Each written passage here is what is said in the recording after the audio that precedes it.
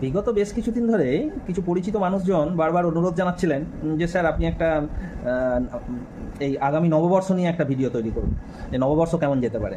তো আমি সচরাচর এই ধরনের ভিডিওগুলো করি না, কারণ মানুষের জীবনের গতি প্রকৃতি সম্বন্ধেই আমার ইন্টারেস্টটা বেশি, বা আমার রিসার্চ ওয়ার্কটা সেখানেই আমি বেশি করতে পছন্দ করি।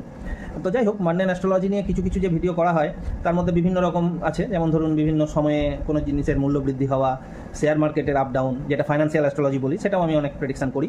আবার অনেক সময় দেখবেন ইলেকশন অ্যাস্ট্রোলজি এখন যেটা খুব চলছে, সবাই করছেন, অনেকেই করেন, আমিও একটি চ্যানেলকে জানিয়েছি কিছু বিশদ, আবার বেশ কয়েকটি ইন্টারভিউ আছে, তাতেও জানাবো নিজের মতামতটা। তো এইরকম কিন্তু করা হয়, মান্ডেন অ্যাস্ট্রোলজির কিছু কিছু ভাগ নিয়ে করা যায়। তো এবছরের যেটা প্রেডিকশান আমার মতে, দেখুন নববর্ষ, বাংলা নববর্ষ আর হিন্দু ক্যালেন্ডার অনুযায়ী নববর্ষের মধ্যে কিন্তু ফারাক আছে। আমাদের এখানে যেমন দেখুন 15 এপ্রিল এবছর যে নববর্ষ পড়েছে, কিন্তু আমরা যদি হিন্দু নববর্ষ হিসেব করি, তাহলে হিন্দু নববর্ষ কিন্তু স্টার্ট হয়ে গেছে, যেটা হিন্দু সম্বৎসর বলা হয়, সেটা কিন্তু 19 মার্চ থেকে স্টার্ট হয়েছে। হ্যাঁ, 19 মার্চ থেকে 2027 7 এপ্রিল অবধি চলবে।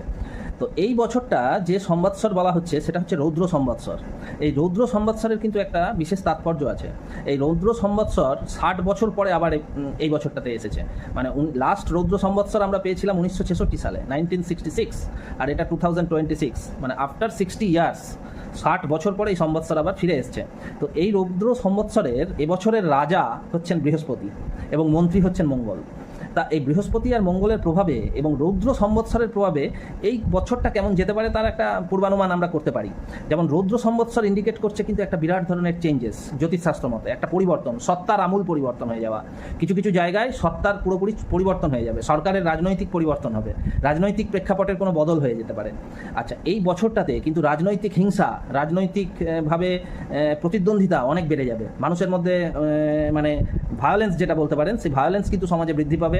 সারা বিশ্ব জুড়েই কিন্তু যুদ্ধকালীন পরিস্থিতি বা যুদ্ধের মতো পরিস্থিতি বা ফ্রিকোয়েন্ট কনফ্লিক্টস আমরা দেখতে পাবো বিভিন্ন দেশের মধ্যে, অর্থাৎ ঝগড়া বিবাদ, এই সমস্ত জিনিস কিন্তু এবছর খুব বেড়ে যাবে।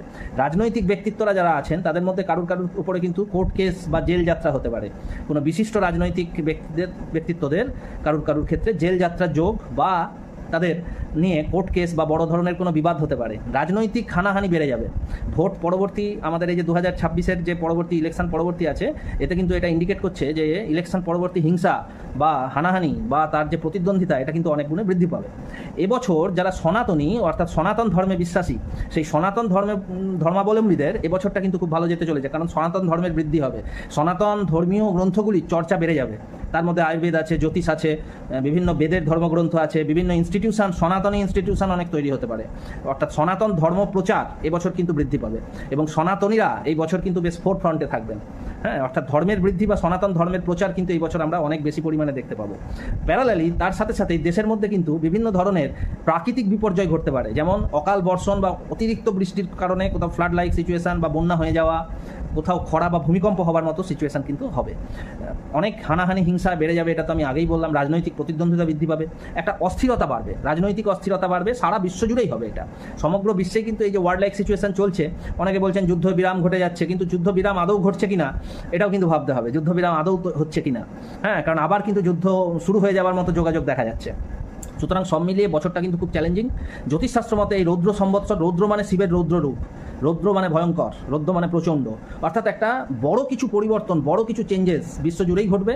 তার মধ্যে ভারতবর্ষও তার ব্যতিক্রম নয়, পশ্চিমবঙ্গও তার ব্যতিক্রম নয়। সুতরাং সমস্ত জায়গাতেই কিন্তু আমরা কিছু না কিছু পরিবর্তন, কিছু না কিছু চেঞ্জেস আমরা দেখতে পাবো। বিভিন্ন রাজনৈতিক দলের উপরে প্রভাব পড়বে, রাজনৈতিক ব্যক্তিত্বদের উপর প্রভাব পড়বে এবং মানুষের মধ্যে বিদ্বেষ, হিংসা, রেষারেষি এগুলো কিন্তু বেড়ে যাবে। একমাত্র যারা ধর্মের পথে থাকবেন, আবার বলছি কথাটা, যারা ধর্মের পথে থাকবেন তাদের কিন্তু রক্ষা হবে, যারা অধর্মের পথে হাঁটবেন তাদের কিন্তু এই বছর সমূহ বিপদ। কেননা এই বছরে ধর্মের মানে ডমিনেন্সিটা কিন্তু উপরে থাকবে। অর্থাৎ যারা ধর্মীয় পথে থাকবেন তাদের ঠিক আছে, তাদের অসুবিধা নেই, কিন্তু অপোজিট রাস্তায় যারা হাঁটবেন, অর্থাৎ ধর্ম বাদ দিয়ে বাকি সমস্ত কাজের সাথে যারা যুক্ত হবেন, তাদের কিন্তু বিপদের আশঙ্কা আছে। জেল যাত্রা, কোর্ট কেস, বিভিন্ন রকমের কনফ্লিক্টসের মধ্যে ফেঁসে যাওয়া, এই সমস্ত জিনিসগুলো কিন্তু ঘটতে পারে। সুতরাং এটা একটা আগাম 2026 সালের এই যে 19 মার্চ টু 27 এপ্রিল, যেটা আমরা হিন্দু নববর্ষ বলি, 2083 যেটা চলছে 2083, এই রৌদ্র সম্বৎসরটা নিয়ে আমরা কিন্তু এরকম একটা আইডিয়া করতে পারি। এরপরে যদি সংখ্যাতত্ত্বের আমরা বিচারে যাই, সংখ্যাতত্ত্বের বিচারে গেলে 2026 কিন্তু ডমিনেট করছে বাই রবি। 2026-এর প্রধান চালক গ্রহ হচ্ছেন রবি। আর সম্বৎসর, রৌদ্র সম্বৎসর অনুযায়ী রাজা হচ্ছেন কিন্তু বৃহস্পতি এবং মঙ্গল। সুতরাং বৃহস্পতি, রবি, মঙ্গল, রবি বৃহস্পতির প্রভাবে তো মান সম্মান বাড়বে, কিন্তু কাদের বাড়বে? যারা ধর্মের পথে থাকবেন তাদের বাড়বে। আর রবি মঙ্গলের প্রভাবে একটা অ্যাডমিনিস্ট্রেটিভ পাওয়ারও আসবে ধর্মীয় সংগঠনগুলো কিন্তু ডমিনেট করবে। আর অপরদিকে যারা অন্য পথে হাঁটবেন তাদের কিন্তু কোর্ট কেস বা বিভিন্ন রকমের বিবাদ, ঝগড়া, বিভিন্ন ধরনের প্রবলেমস তাদেরকে ফেস করতে হবে। সুতরাং এই জায়গাটা থেকে সতর্ক থাকতে হবে সকলকেই। এবং এই বছরটা কিন্তু চ্যালেঞ্জিং হতে যাচ্ছে, প্রাকৃতিক বিপর্যয়ের যোগও কিন্তু অনেকটাই দেখা যাচ্ছে। তো মোটামুটি এটা হচ্ছে একটা ওভারঅল 2026-এর একটা মান্ডেন অ্যাস্ট্রোলজির অ্যানালিসিস। ধন্যবাদ। যারা জানতে চাইছিলেন তাদের উদ্দেশ্যে ভিডিওটা বানিয়ে দিলাম। ধন্যবাদ।